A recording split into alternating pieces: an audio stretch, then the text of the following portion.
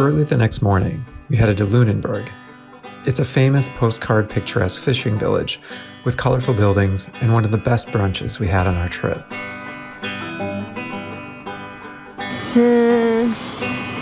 Quote for the trip. Nah.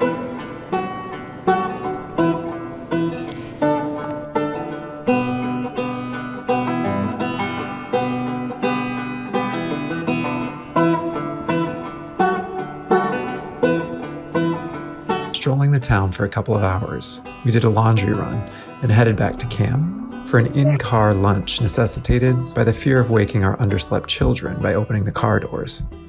But we invited a knowledgeable guest to join us.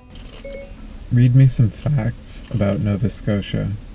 Nova Scotia is one of Canada's 3 maritime provinces. Read me some facts about Halifax.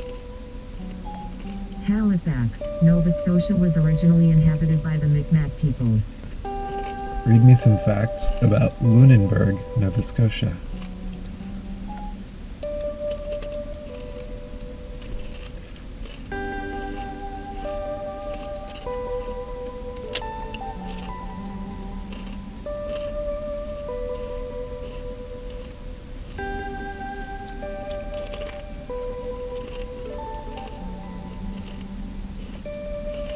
Please. Can you pass me some laundry? Nothing like laundry in Nova Scotia in a Chevy Bolt. Just so we're clear, there's no how to fold laundry section in the friggin' manual, but it definitely helps to have a partner.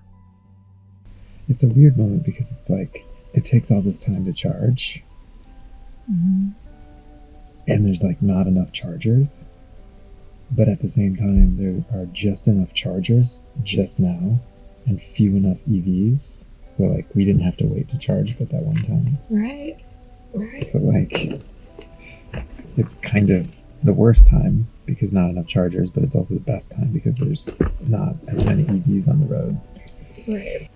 So what I'm saying is you're very, very lucky. We lucked out. That you married me. Yep. We spent the rest of the afternoon exploring the amazing sea caves, or ovens, as they're called. Dad loves the cave. Back here.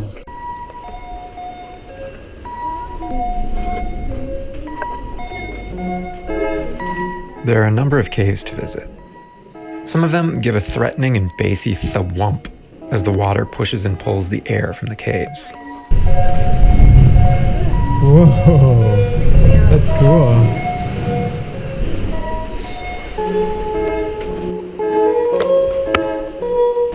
I didn't know that the ocean could run really fast.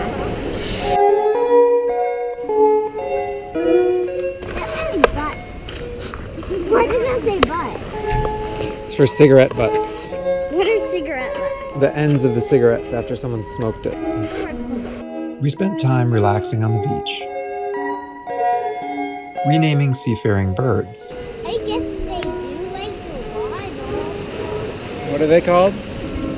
Eagle ducks? And talking to unattended cameras when you think no one is watching. Is it almost nighttime? You didn't know? It feels like morning, right?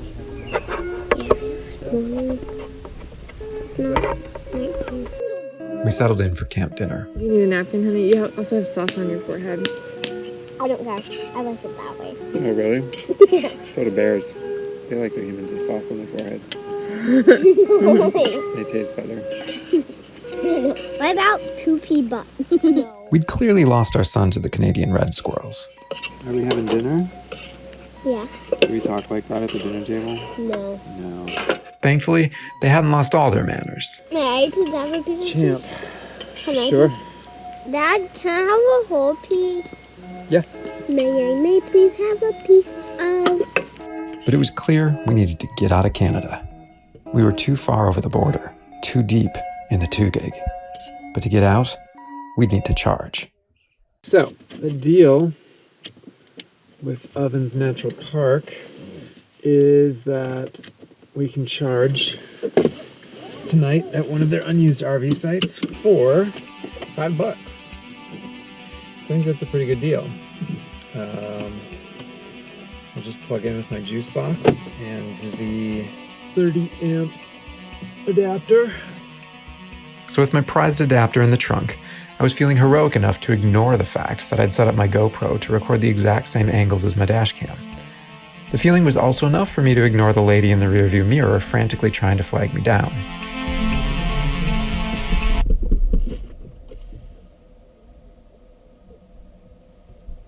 What is going on? What is going on? I need some of my stuff. All right. One thing we had to plan for was not having the car at the campsite. But even Praefectus Interruptus could not shake me of the feeling that this whole trip came down to this moment. The moment of a man using the tool he bravely purchased to solve an impossible problem.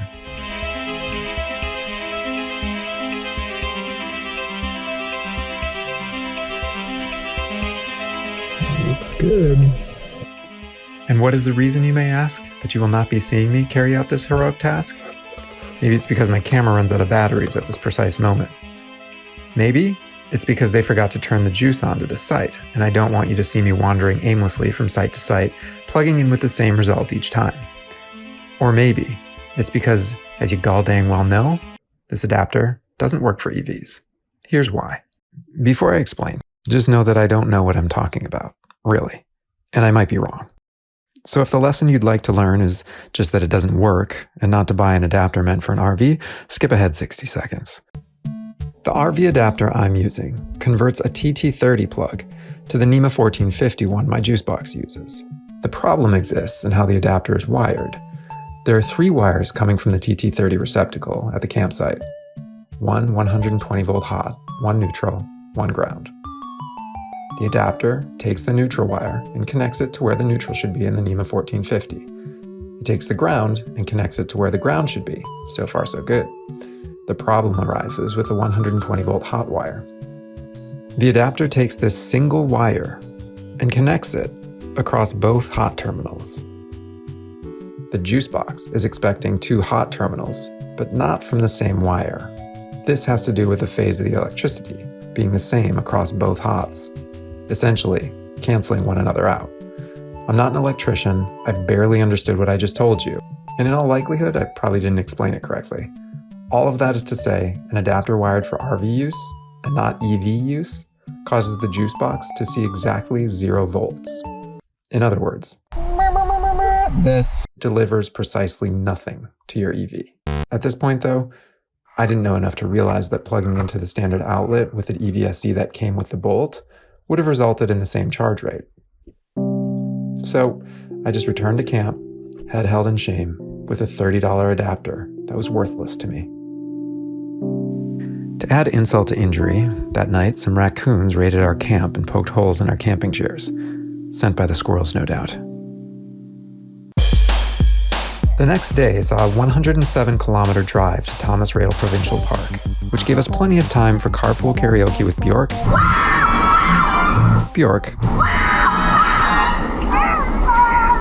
and some more Bjork.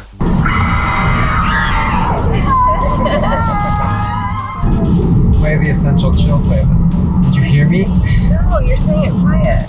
We also found time for Langenscheid's How to Speak Siri. I remember when I was taking a nap. You were trying to get her to say do something, and you were like shouting at her. I said play Enya, that's all I said. Play Enya. Oh, come on. Come on. We're gonna go up to this flow here, this flow charging station. We stopped to charge during lunch. Right then, I gotta ask you. Yeah. And while a Kathy distracted me, the front seats opened to mischief.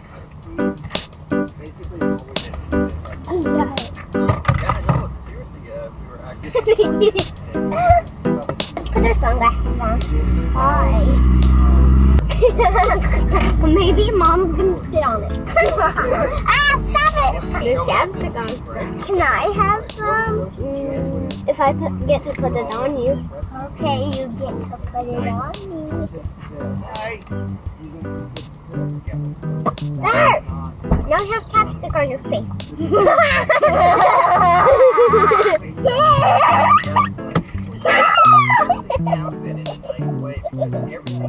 No sooner was I rid of Kathy than his sister, Kathy, strolled up. So I pulled the old gotta unplug move I actually have to unplug, I'm sorry.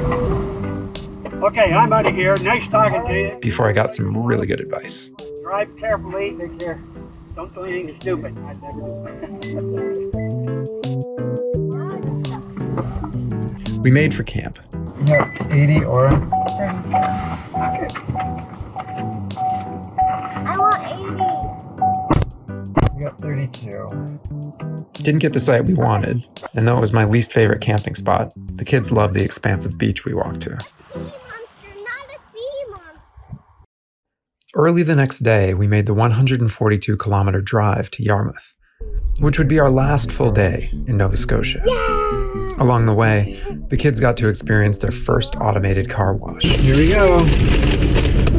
You guys ready? Yeah. Windows up.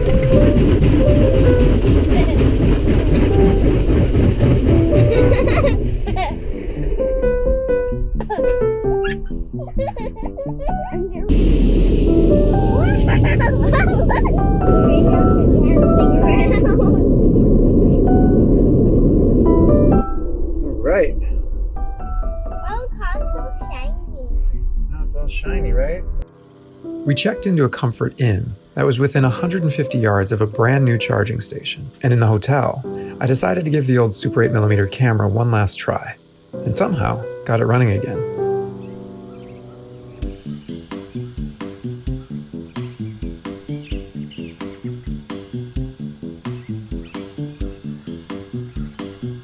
We went into Yarmouth, which some say is quite stinky.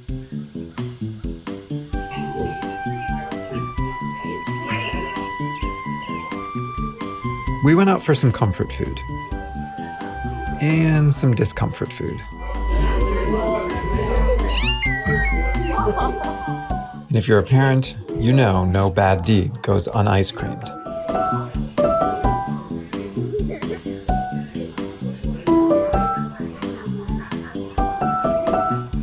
Yeah, you guys smell that?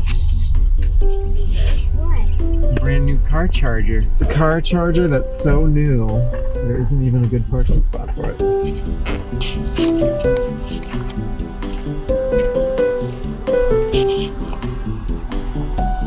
Here's the beautiful parking spot.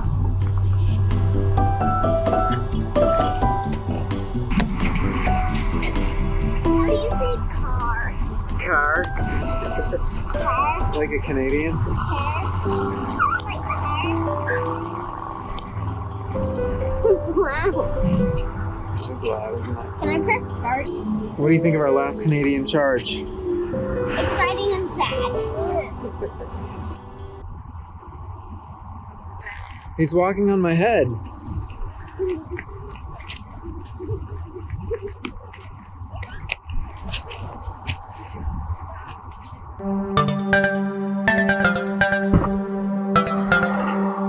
With the kids fast asleep in preparation for an early morning ferry ride, I went to unplug the car for the last time in Canada.